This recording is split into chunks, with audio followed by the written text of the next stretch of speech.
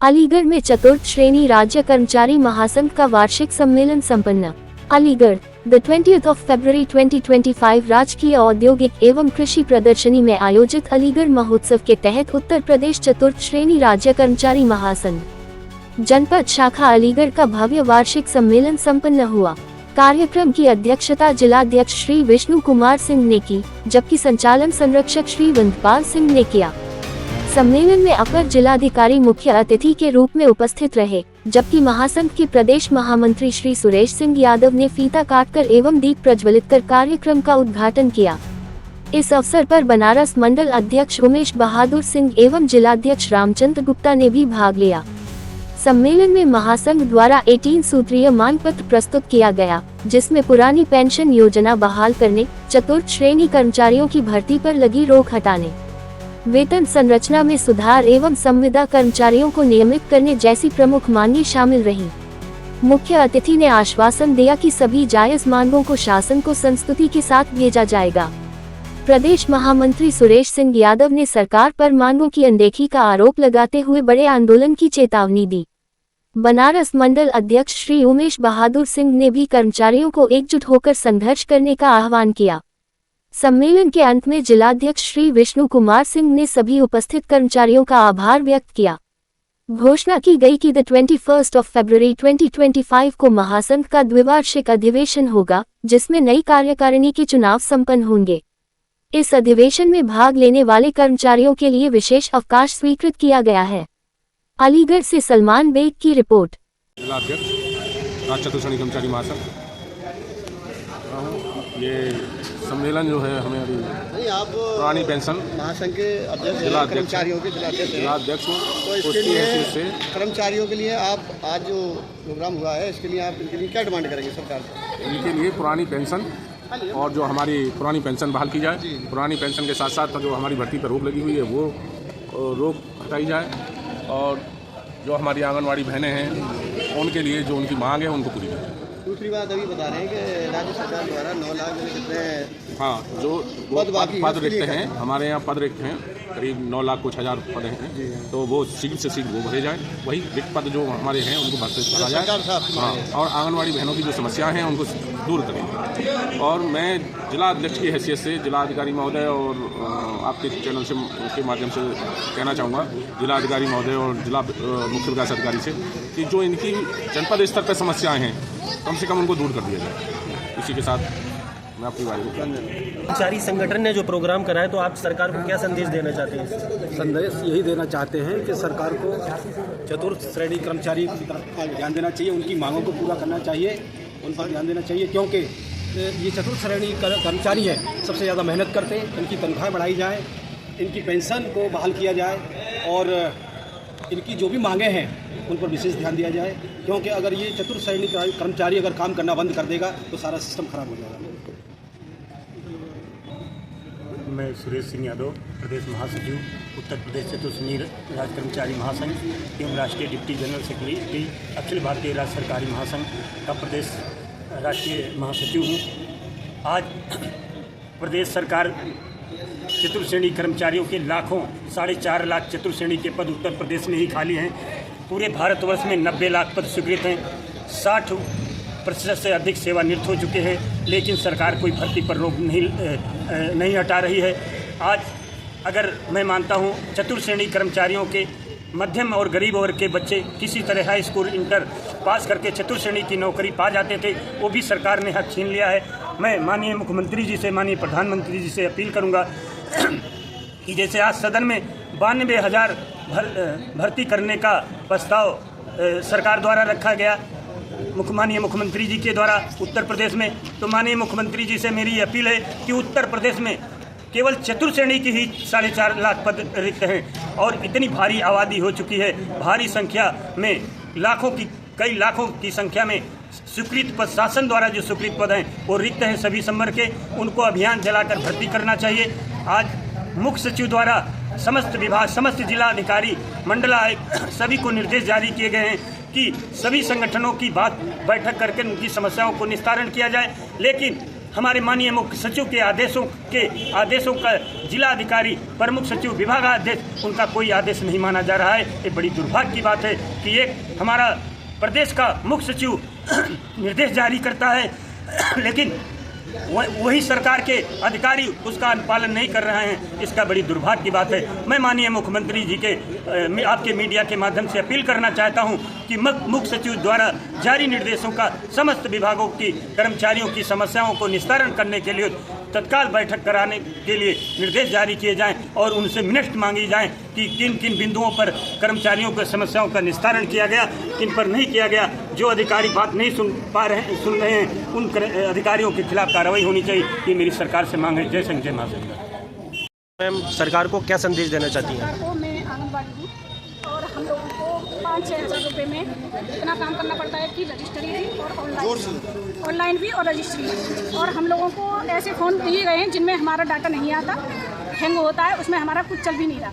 और उसके बाद भी हमें जो 350 का रिचार्ज यानी कि वीडियो बनाए हैं और उसको भी सेंड करें और सारा काम ऑनलाइन करें, इतना नेट हमारे पास नहीं है और हमें पैसा भी नहीं मिलता उस चीज़ का जिससे हम उसको रिचार्ज कराएं और ऑनलाइन काम करें। और दूसरी समस्या हमारी जो हमारे रूम रेंटे हैं जिसमें हम आंगनबाड़ी केंद्र चलाते हैं, मात्र 750 रुपये मिलता है, वो भी 1 साल बाद, यानी कि 2 बार में आता है, हर महीने वो भी नहीं मिलता।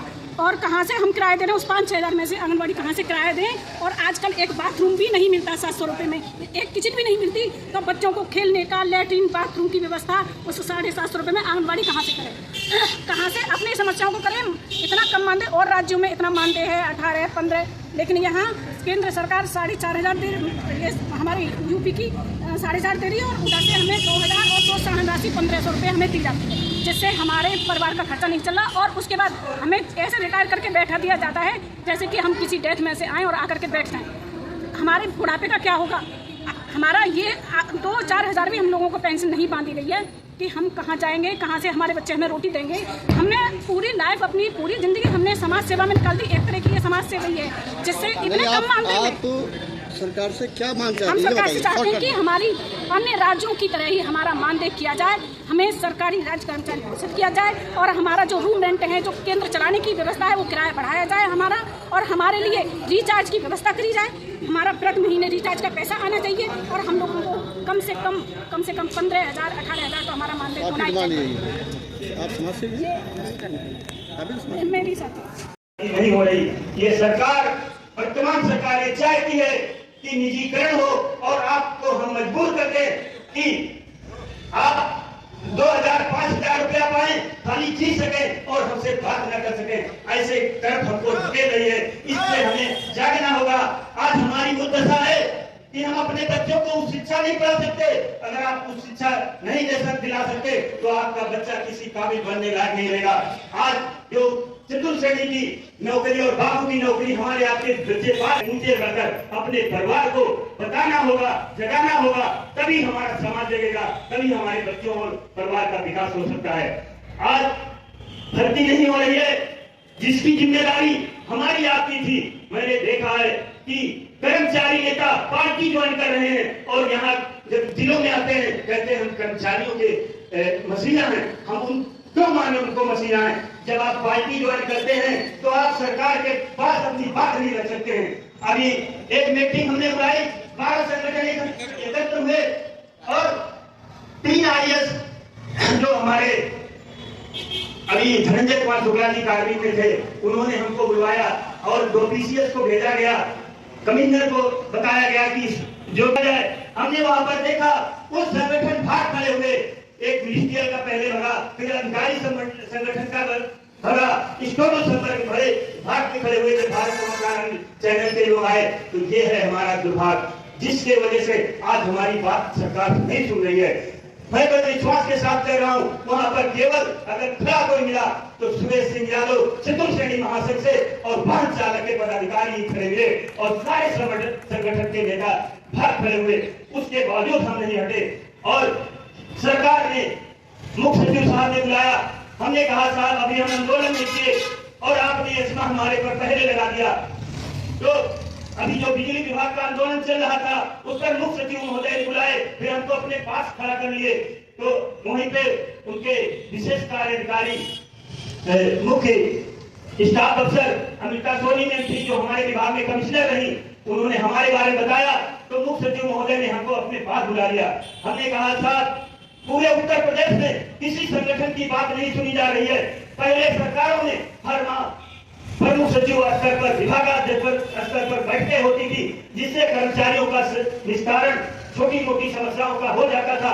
आज कोई भी अधिकारी संगठनों की और कर्मचारियों की समस्या नहीं सुनना चाहता है। ये बड़ी दुर्भाग्य की बात है। अभी मुख्य सचिव महोदय ने वार्ता करने के लिए निर्देश भी पूरे विभागों को भेजे हैं। मैं सभी संगठन के पदाधिकारियों से अनुरोध करता हूं कि उसको लगाकर अपने जिले में जिला अधिकारी के माध्यम से वार्ता करने के लिए आप प्रेरित हो और जो यहाँ अध्यक्ष मंत्री बने वो हर विभाग में जाएं और कर्मचारियों की समस्या सुने और संगठन को और जागरूक करें। अगर पद लेने से नहीं होता है, यदि आप काम करोगे तो एक 11 होते हैं। हमें 10 लोगों की 1000 लोगों की फौज नहीं चाहिए, हमें 10 मर्द की लड़ाई संघर्ष करने वाले कर्मचारी चाहिए। प्रसाद हुआ करते थे, हमने सन 74 में उनको भी चांदी के सिक्के दिखाया है और अलीगढ़ से ही नेता बनाते हैं, चाहे प्रांत का हो चाहे जिले का हो। अगर हमारी बात को नहीं मानेगा तो उस नेता को भी हम धूप चढ़ा देते हैं। अलीगढ़ है, मेरे जीवन में 60 साल से संघर्ष चलाया है, 60 साल से संघर्ष का नेतृत्व किया है। तुम्हारे नियमित कर्मचारियों का भी संगठन चलाया है, चतुर्श्रेणी राज्य कर्मचारियों का भी संगठन चलाया है, राज्य कर्मचारी महासंघ का भी मंत्री रहा हूँ, प्रांतीय मंत्री भी रहा हूँ, क्षेत्रीय मंत्री भी रहा हूँ। तो मैं इसी समय का आज ज्यादा होगा, हमारी बहनें भी परेशान है, कैसे दुष्ट है, हमको नहीं जाने दे रहे हैं, तो भाई मेरा क्षमा मांगूंगा। तो मैं कोई आवाज नहीं आई, आपकी आवाज नहीं करेगा। कर्मचारी ये बाकी कौन अपनी मांगे ये घिसबाजी, ये काला भुंसी, ये कालम पूरी, ये धोखेबाजी, ये बदमाशी। आवाज दो जो हमसे टकराएगा। अरे बोल मजूरा हल्ला बोल, सूरज सिंह यादव हल्ला बोल, सूरज सिंह यादव हल्ला बोल, ओमी सिंह हल्ला बोल, दीपक कुमार हल्ला बोल, उमेश कुमार हल्ला बोल, अज्ञावती जी हल्ला बोल, बोलो मिलके हल्ला बोल, अशोक गौतम हल्ला बोल, विष्णु कुमार तुम हल्ला बोल, मुकेश कुमार तुम हल्ला। आवाज दो।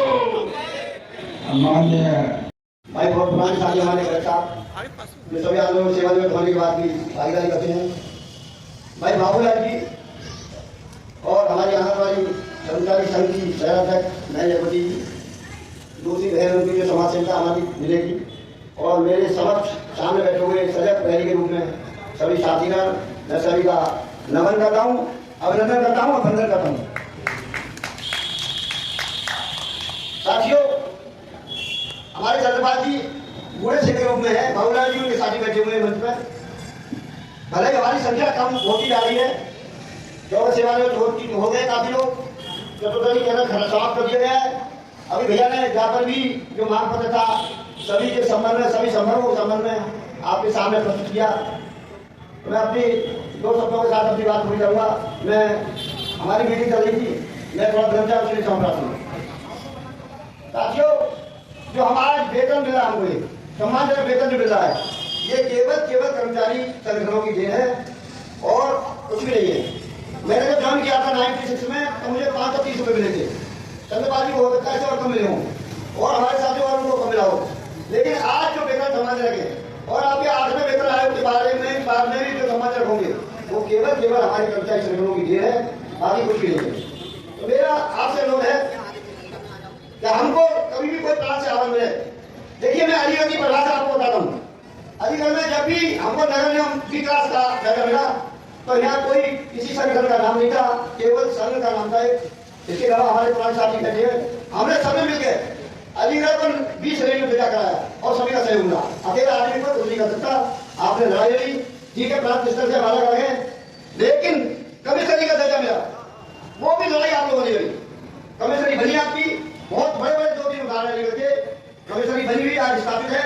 20 रैली का भेजा आपको मिला, 20 रैली का आपको मकान का भत्ता मिला है।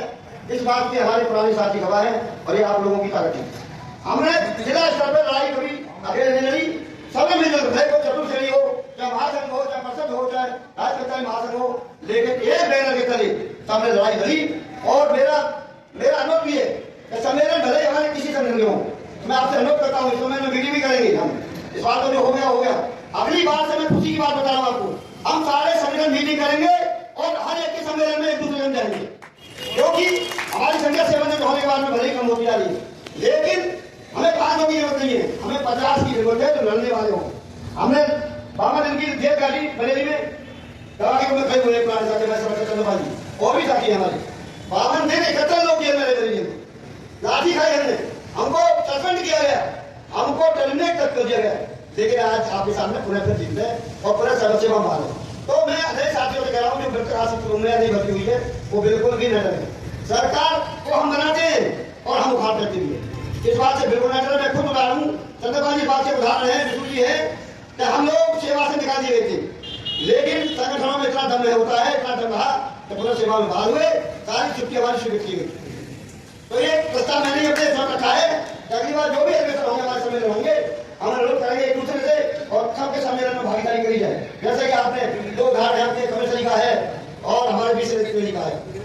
तो मेरा अनुरोध यही है कि लड़ने वाले कमी होते हैं, सरफरोशी की तमन्ना हमारे दिल में है। इस सरकार को चेतावनी दे रहा हूँ, जो रामप्रकाश दुश्मन जी ने आजादी की सभा कही थी, सरफरोशी की तमन्ना हमारे दिल में है, देख रहा है जोर कितना बाद में करते हैं। तो ऐसा कुछ नहीं है, ये तो आते आते रहते हैं हमारे दीवारों से तमाम घोड़े दौड़ाई, लेकिन उसके बाद आपको मिला भी तो बहुत कुछ है।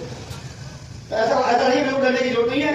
50 आदमी लड़ने वाले हो, मैं आपको उदाहरण दे रहा हूँ, DF आपका 2 आदमी जाकर देखिए और 50 की भीड़ जाकर देखिए, आप मन चाह काम करा सकते हैं, हम कोई गलत नहीं करेंगे। कर्मचारी संगठनों की, कर्मचारियों की जो परेशानी होंगी, हमारे भाभी जी बैठे हैं, मैं तो सब मिलकर देखा हूँ, हमारी संख्या कम होती है, इसकी परवाह मत करोगे। लहरों से डर के नौका पार नहीं होती और कोशिश करने वालों की कभी हार नहीं होती। पसीने की स्याही से जो लिखते हैं अपने मुकद्दर को, हमारे कर्मचारियों के लिए जो हमारे प्रोग्राम बैठे हुए, लगन बैठे हुए, हमारे प्रोग्राम काम करते कर्मचारी पसीने की स्याही से जो लिखते हैं अपने मुकद्दर को, उनके मुकद्दर के पढ़ने कभी खाली नहीं रहती। तो साथियों, मैं बहुत बहुत धन्यवाद करता हूँ आपको। हमारी जो मांगे वो है और लंबित है, उनका कोई सोल्यूशन नहीं हो रहा है। क्योंकि सरकार कोई भी हो, सरकार मनमानी करती है, लेकिन अगर कर्मचारियों को परेशान किया गया तो कर्मचारी भी आने वाले समय में 2027 में इनको जवाब किराए से देंगे। तो मेरा अनुरोध है, आप की जांच अपने संगठनों की भी रखिए, सब संगठन हमें जिला स्तर पर एक दिखाए, सब एक हुए हैं। भारत स्तर का कोई समस्या होगी तो हम सब एकजुट होकर अधिकारी को जूताई मारेंगे और अपनी मांग भी करवाएंगे, अपने काम भी कराएंगे जो गलत काम करेंगे। इनकी जन्मपत्री हमारे पास ही रहती है, इस बात की हमें जानकारी है जो अधिकारी गलत करते हैं। तो मेरा अनुरोध है साथियों,